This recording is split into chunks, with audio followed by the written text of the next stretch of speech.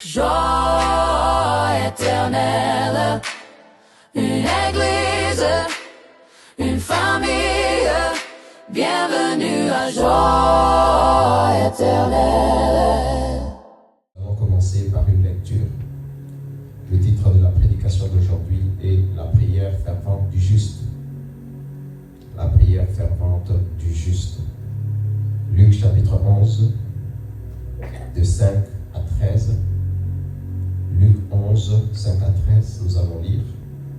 Il leur dit, si l'un de vous a un ami, et qu'il aille le trouver au milieu de la nuit, pour lui dire, ami, prête-moi 3 pains, car un de mes amis est arrivé de voyage chez moi, et je n'ai rien à lui offrir. Et si de l'intérieur de sa maison, cet ami lui répond, ne m'importune pas, la porte est déjà fermée, mes enfants et moi nous sommes au lit, je ne peux me lever pour te donner des pains. Je vous le dis, quand même, il s'élèverait pas pour le lui donner parce que c'est son ami. Il s'élèverait à cause de son importunité et lui donnerait tout ce dont il a besoin. Et moi je vous dis, demandez et l'on vous donnera. Cherchez et vous trouverez. Frappez et l'on vous ouvrira. Car quiconque demande reçoit. Celui qui cherche trouve et l'on ouvre à celui qui frappe. Quel est parmi vous le père qui donnera une pierre à son fils s'il lui demande du pain? Ou s'il demande un poisson, lui donnera-t-il un serpent au lieu d'un poisson? Ou s'il demande un œuf, lui donnera-t-il un scorpion? Si donc méchants comme vous l'êtes, vous savez donner des bonnes choses à vos enfants, à combien plus forte raison le Père Céleste donnera-t-il le Saint-Esprit à ceux qui le lui demandent? Dieu est créateur. Dieu est créateur de tout le monde. Dieu est créateur de toutes choses. Dieu est créateur de tous les êtres humains. Dieu est créateur de tout ce qui existe dans les cieux et sur la terre. C'est la création de Dieu. Mais en Jésus-Christ, Dieu est notre Père. Dieu est le Père de ceux qui croient en Jésus. Dieu est créateur de tous les êtres humains. Mais Dieu est le Père de certains êtres humains. Dieu est créateur de tous les êtres humains de la terre. Mais il n'est pas Père de tous les êtres humains de la terre. Dieu est le Père de ceux qui croient en Jésus. Seulement en Jésus-Christ, Dieu devient notre Père. Dieu nous a envoyé Jésus. Et en croyant en lui, nous sommes devenus enfants de Dieu. Nous sommes devenus héritiers de Dieu. Nous sommes devenus co-héritiers de Christ. Ce qui est à Dieu est à nous. Ce qui appartient à Dieu est à moi. Parce que Dieu est devenu mon Père au travers de Jésus-Christ. Dieu est notre Père. Et donc Dieu a une personnalité. Le Dieu dans lequel nous croyons, ce n'est pas un robot. Ce n'est pas un robot. Ce n'est pas un être qui manque de personnalité. Dieu est une personne. Dieu a des émotions. Dieu a un intellect. Dieu a une volonté. C'est comme il est écrit ici. Votre Père qui est dans les cieux, ne donnera-t-il pas? Dieu s'inquiète. Dieu a des émotions par rapport à ses enfants. Dieu n'est pas insensible. Nous ne servons pas un Dieu insensible. Nous ne servons pas un Dieu qui n'a pas de volonté. Nous ne servons pas un Dieu robot. Aujourd'hui, dans l'imaginaire de beaucoup d'entre nous, ils ont fait des hommes plus bons que Dieu. Quelle insanité, quel blasphème. Moi, je ne peux pas faire ça. Mais Dieu, pourquoi il fait ça? Les gens se sont rendus plus bons que Dieu. Les gens ne croient pas dans l'amour de Dieu. Mais Dieu est bon. Et Dieu n'est pas insensible aux problèmes de ses enfants. Dieu n'est pas insensible. Dieu n'est pas insensible. Dieu veut donner. Dieu est généreux. Et il donne à tous, la Bible dit. Il donne aux bons et aux méchants. La pluie, le soleil, à sa création, à ceux-là qui ne croient pas en lui. À combien plus forte raison à ses enfants, ceux qui ont cru en Jésus, ceux qui ont reçu Jésus-Christ. Dieu est intéressé par leur vie. Quels sont ses parents qui peuvent être intéressés sur la vie de ses enfants? Quels sont ses parents qui, quand son enfant est malade, est inquiet? Et quand toi tu es malade, tu ne penses pas que Dieu s'inquiète. Dieu est intéressé par notre vie. Dieu s'intéresse à nous. Dieu s'intéresse à nous. Donc nous croyons en un Dieu bon. Nous croyons en un Dieu généreux. Nous croyons en un Dieu qui donne. Nous croyons en un Dieu qui pourvoit. Nous croyons en un Dieu qui donne. Nous croyons en un Dieu qui pourvoit. Aujourd'hui dans le monde, il y a toutes sortes d'enseignements sur lesquels je voudrais d'abord m'atteler.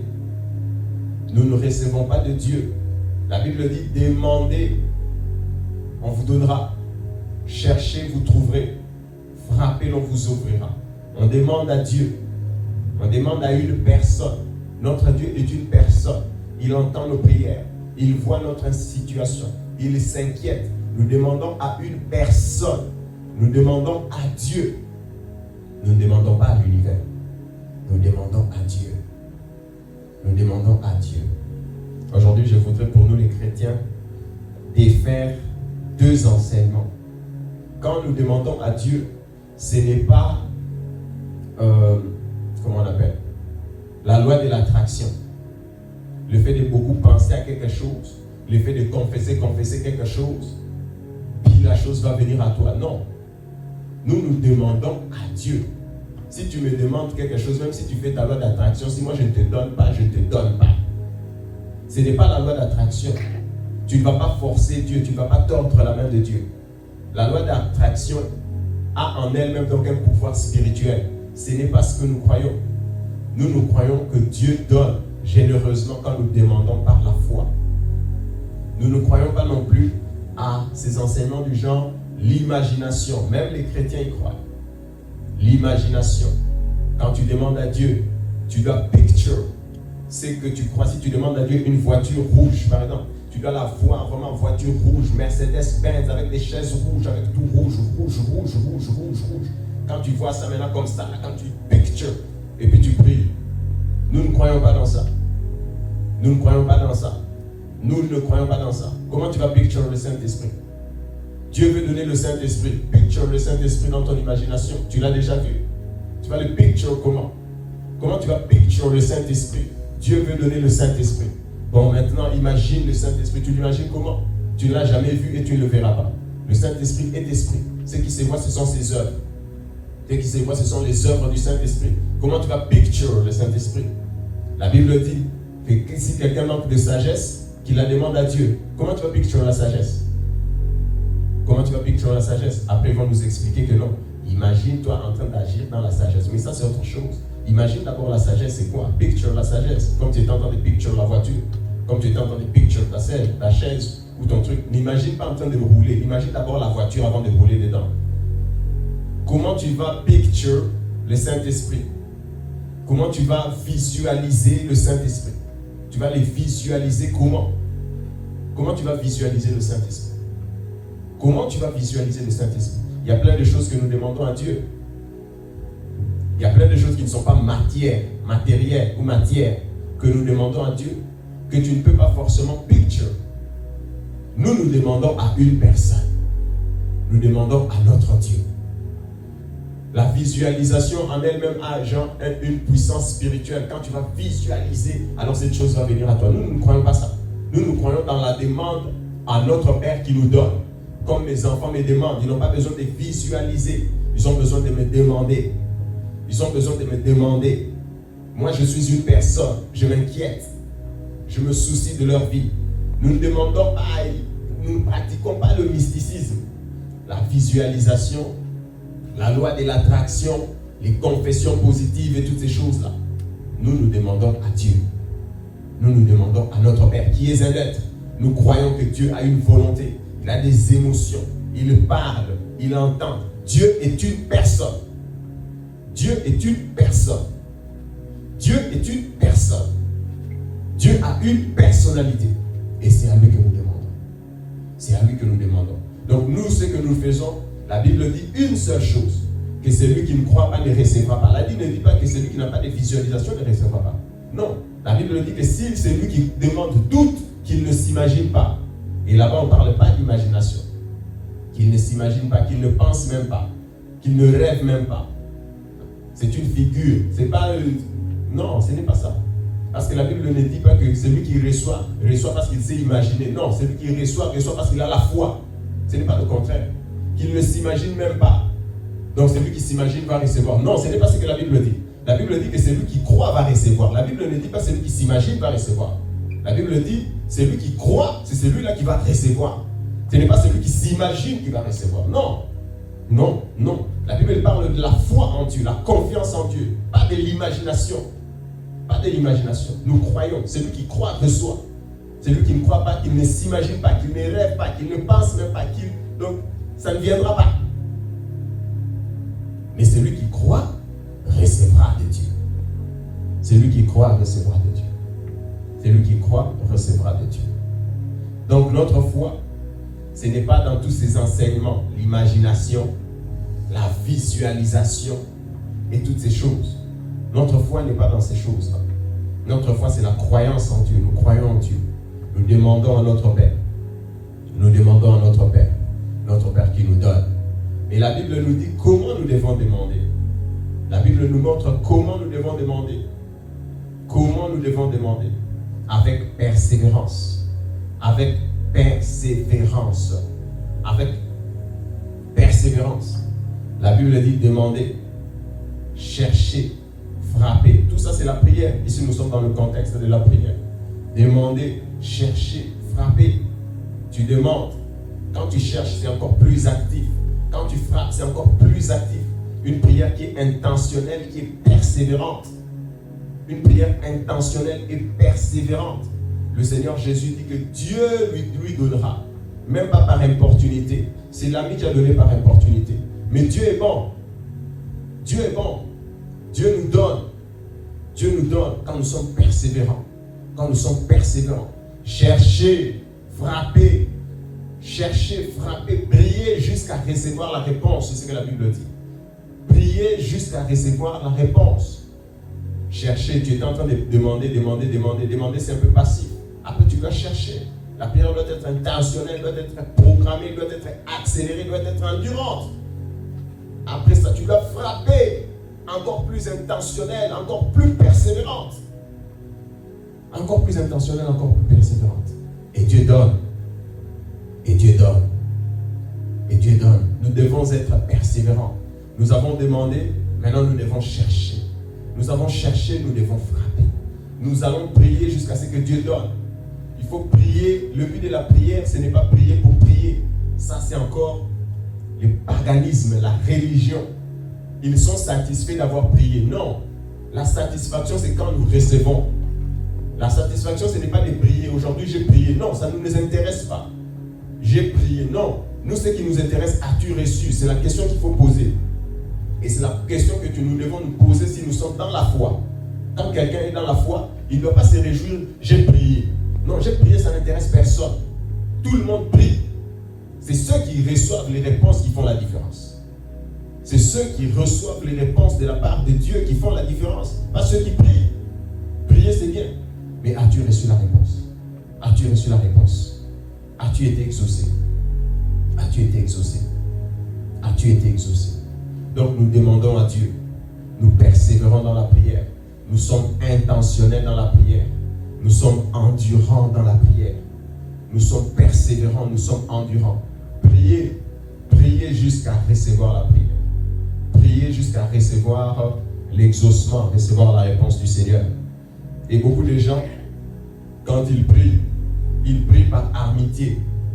Dans ce même contexte dans Matthieu, la Bible dit, Dieu sait de quoi vous avez besoin.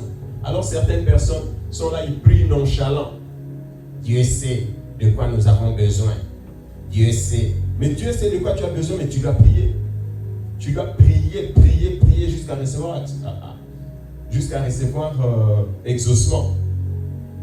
Comme beaucoup de gens se découragent. Parce qu'ils demandent à Dieu par amitié. Comme il est écrit dans le contexte que nous avons lu. Le monsieur lui a donné pas par amitié, mais par importunité. Il y a des gens qui demandent par amitié, ils demandent de manière nonchalante. Dieu est mon Père. Il sait tout ce que j'ai besoin.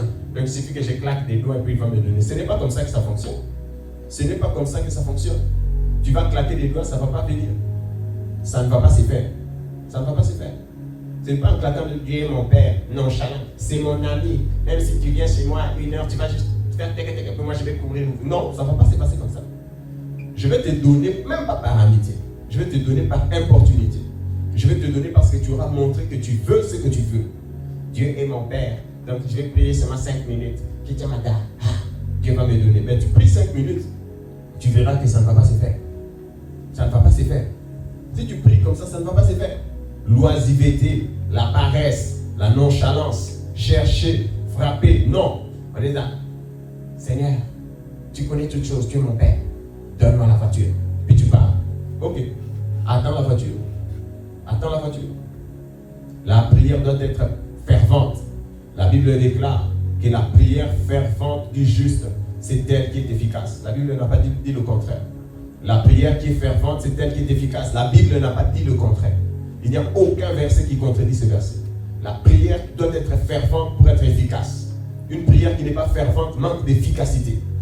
Il y a des prières donc qui sont complètement inefficaces. Une prière complètement passe-temps.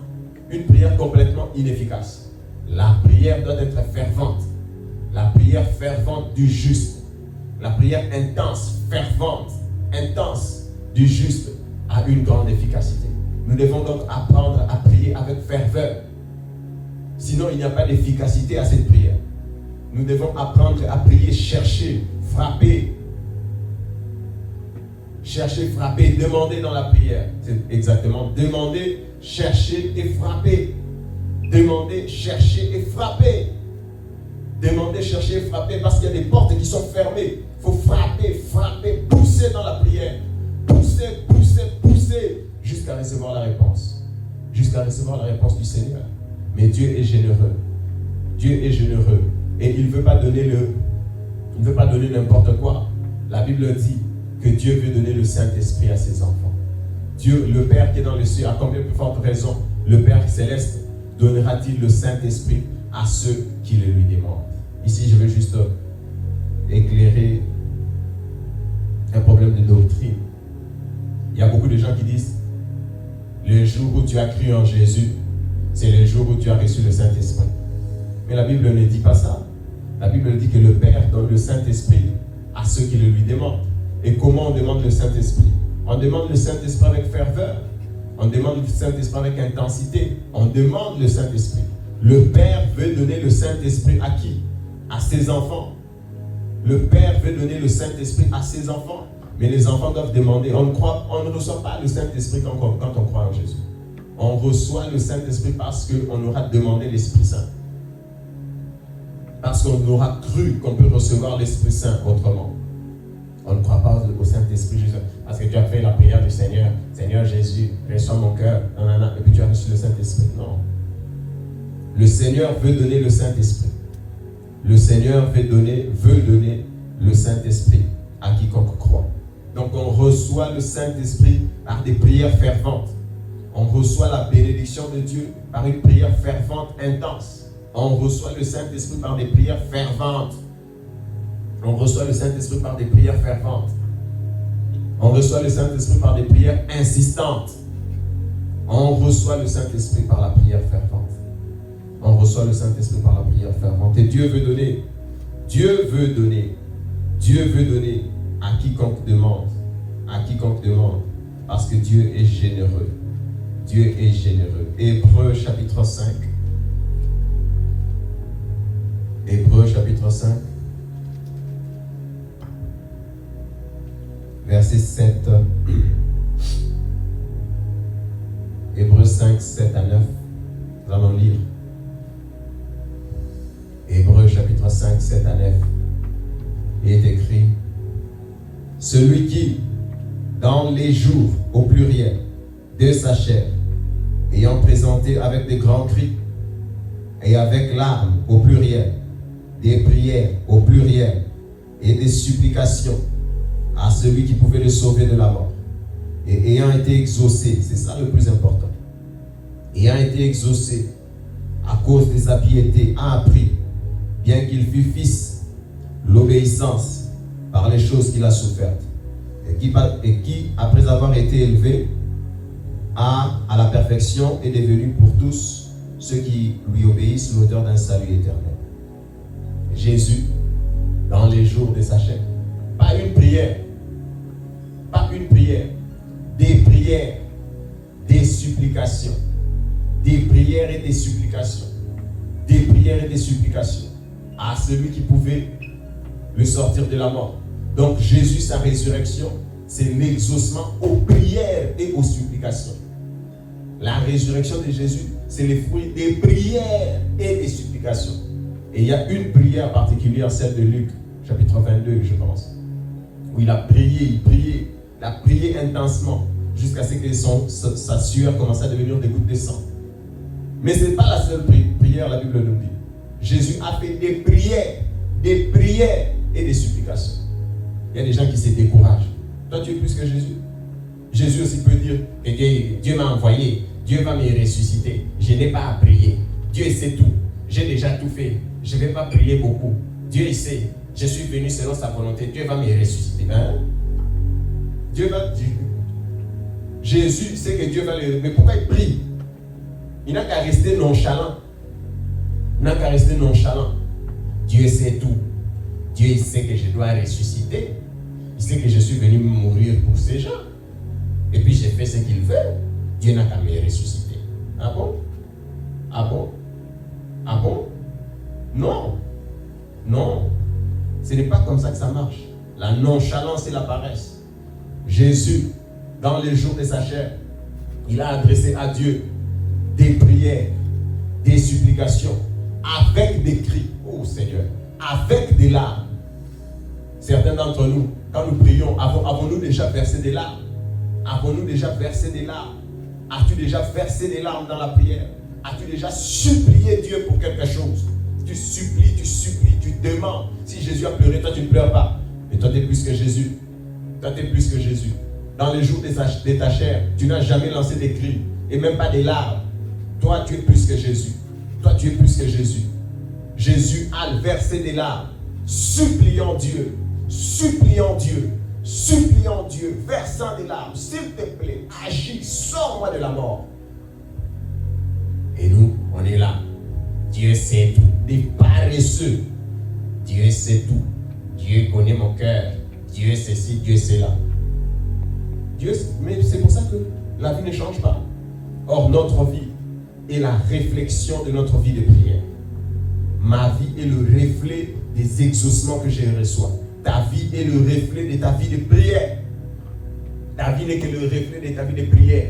Si ta vie est médiocre, c'est parce que ta vie de prière est médiocre. Permettez-moi de le dire comme ça. Si ta vie est faible, c'est parce que ta vie de prière est faible. Jésus a dit qu'il te soit fait selon ta foi. Qu'il te soit fait selon ta vie de prière. Parce que les gens qui venaient demander à Jésus, c'était le genre de prière. Qu'il te soit fait selon ta foi. Qu'il te soit fait selon ta vie de prière. Jésus a été exaucé parce qu'il a fait des prières. Jésus est sorti de la mort parce qu'il a fait des prières, des supplications, avec des cris, des larmes. Mais nous, on ne veut pas prier. Notre vie n'est que le reflet, en tant qu'enfant de Dieu, n'est que le reflet de la quantité de ta vie de prière, de l'intensité de ta vie de prière. Soit tu sortiras de la mort, soit tu n'en sortiras pas. Notre vie n'est que le reflet de ta vie de prière. Plus tu pries, plus tu reçois des réponses. Plus ta vie reflète la gloire de Dieu. Plus tu pries, plus tu reçois des réponses. Plus ta vie reflète la gloire de Dieu. Ta vie reflète la gloire de Dieu. Il ne faut pas s'arrêter à être là, c'est mon ami. Non, il faut importuner. Il ne faut pas s'arrêter à être là. Dieu sait tout. Il faut demander. Dieu sait. Il faut demander. Il faut chercher. Il faut frapper. Il faut verser des larmes. Il faut crier. Il faut prier. Il faut supplier. Il faut prier. Il faut supplier. Jésus, notre Seigneur, lui l'homme parfait, l'homme sans péché. Toi tu as des péchés. Toi tu as des faiblesses. Tu ne pries pas. Jésus, l'homme parfait, a versé des larmes, pas une larme, des larmes, des prières, des supplications, avec des cris. Mais nous ne prions pas. Mais nous ne prions pas. Jésus a dit chercher. Jésus a dit chercher. Jésus a dit chercher. Demander, chercher, frapper. Ça a à voir avec la ferveur de la prière. Ça a à voir avec l'intensité de la prière. Demande, cherche Dieu, prends du temps, cherche Dieu. Prends du temps, frappe, prends du temps, prie, prends du temps, cherche Dieu. C'est ce que la Bible veut dire. Oui, cherchez Dieu. Dieu a dit que vous me trouverez si vous me cherchez de tout votre cœur. Cherchez Dieu, cherchez dans la prière. Cherchez jusqu'à ce qu'on puisse le trouver. Cherchez Dieu. Cherchez Dieu. Ça, c'est Jésus. Ça, c'est notre Seigneur Jésus. Hein? Ça, c'est notre Seigneur Jésus qui a été exaucé. Après des prières. Toi, tu as fait combien de prières pour être exaucé? Il faut que tu prennes la décision d'être comme Jésus. Que dans les jours de ta chair, tu dois faire des prières. Ta vie, ce sont des prières et des supplications. Toi, tu as fait combien de prières? Tu as fait combien de supplications? Tu as versé combien de larmes? Combien de cris as-tu lancé? Des prières, 2 prières, 3 prières, 1 an, découragé. 2 prières, 3 prières, 6 mois, découragé. 2 prières, 3 prières, 1 mois, Dieu n'agit pas.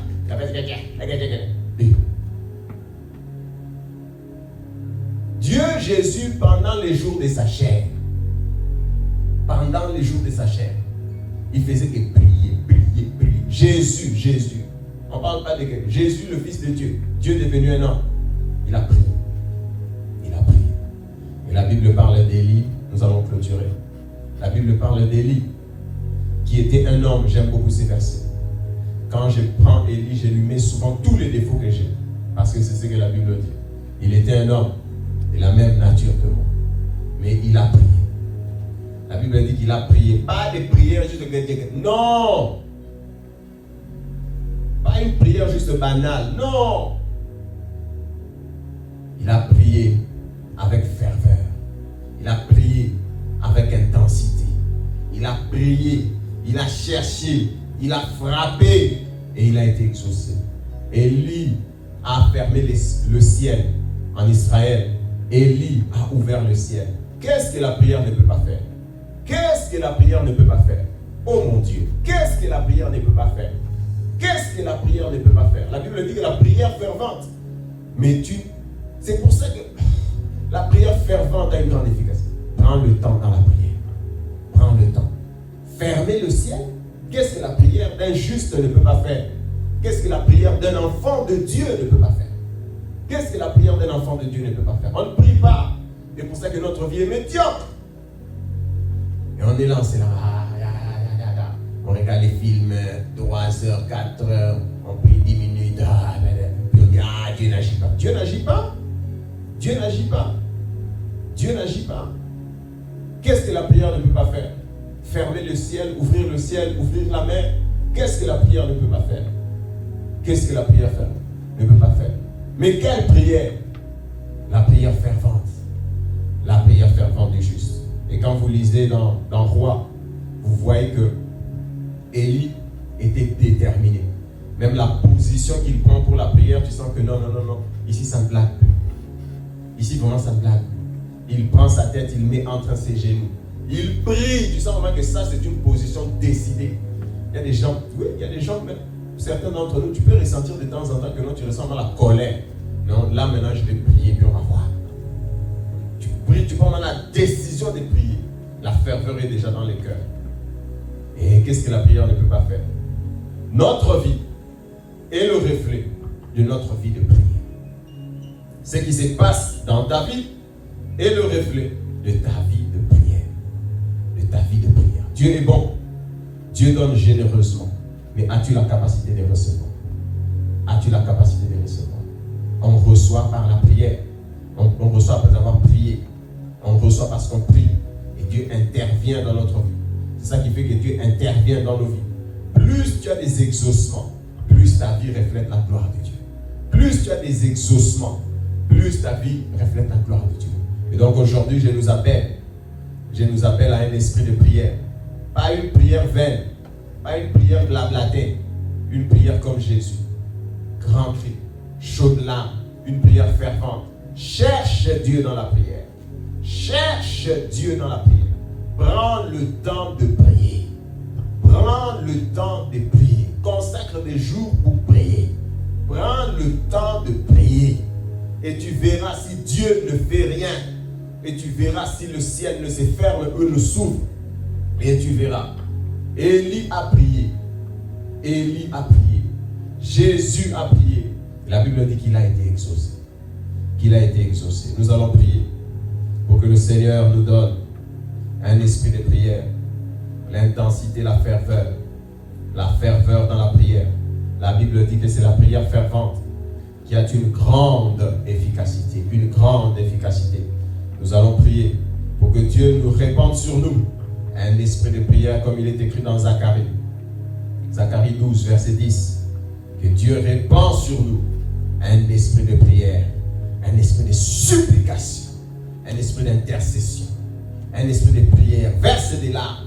Verse des larmes pour ta vie. Verse des larmes pour ta vie. Verse des larmes pour ta vie. Verse des larmes pour tes enfants. Jésus allait à Golgotha et les femmes pleuraient sur Jésus. Et les femmes pleuraient sur Jésus. Ah, Jésus s'est retourné, il a dit, femmes de Jérusalem, pourquoi vous pleurez sur moi? Pleurez sur vous et sur vos enfants. Pleurez sur vous et sur vos enfants. Priez pour vous-même et priez pour vos enfants. Pleurez sur vous. Vous pleurez sur moi. Mais moi, je n'ai pas ressuscité. Moi, c'est la mission de Dieu. Je ne suis pas maudit. Mais moi, je suis le bois mort. Vous, le bois sec. Qu'est-ce qu'on va vous faire? Priez pour vous-même. Priez pour vos enfants. Pleurez sur vous-même. Pleure sur ta vie.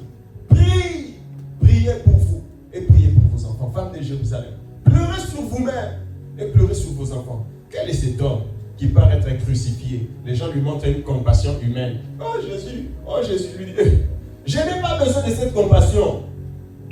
Moi j'ai fait la volonté. Si je ne meurs pas, vous allez rester seulement comme ça. Je n'ai pas besoin de cette compassion. Vous devez avoir pitié, au lieu d'avoir pitié de moi, vous devez avoir pitié de vous-même et de vos enfants. N'as-tu pas pitié de toi-même? N'as-tu pas pitié de tes enfants qui ne sont pas croyants? N'as-tu pas pitié de ton environnement où les gens ne croient pas en Dieu? Tu ne pleures sur personne. Tu ne pleures sur aucune âme. N'as-tu pas pitié de tes parents qui ne sont peut-être pas chrétiens? Et nous savons. N'as-tu pas pitié? Toi, tu veux pleurer sur Jésus. Pleure sur ta vie. Pleure sur tes parents. Pleure sur tes enfants. Pleure sur toi-même. Nous allons prier pour que le Seigneur nous donne un esprit de prière. Pleurons sur nos vies. Pleurons sur la vie de nos enfants. Pleurons sur la vie de nos parents. Pleurons sur la vie de nos voisins. Pleure sur ta vie. Ne pleure pas sur Jésus. Nous prions au nom de Jésus de Nazareth.